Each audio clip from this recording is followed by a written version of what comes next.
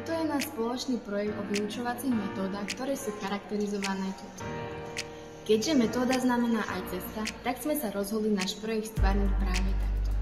Vyučovacie metódy sa delia na motivačné, fixačné, expozičné a hodnotiace.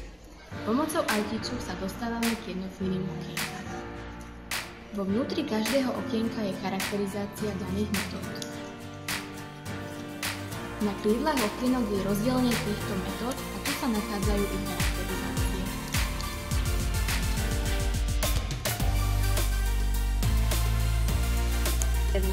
Toto je náš spoločný projekt metódy.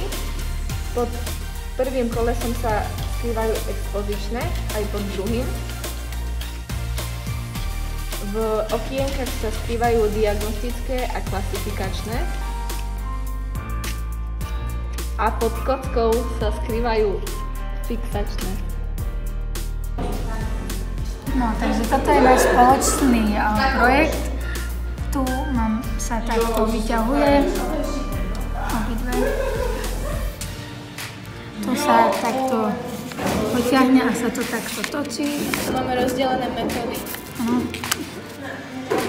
Tu máme iba také jak listočky, jak pošta.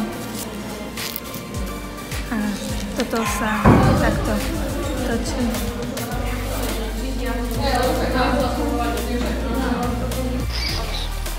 Metódy sa delia na 4 podskupiny, na motivačné,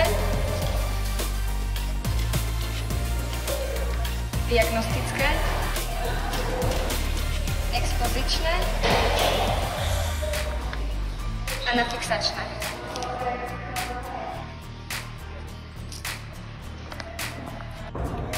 Vyučovacie metódy. Číslo 1. Expozičné metódy. Číslo 2. Motivačné metódy. Číslo 3. Fixačné metódy. Číslo 4. Diagnostické a klasifikačné metódy.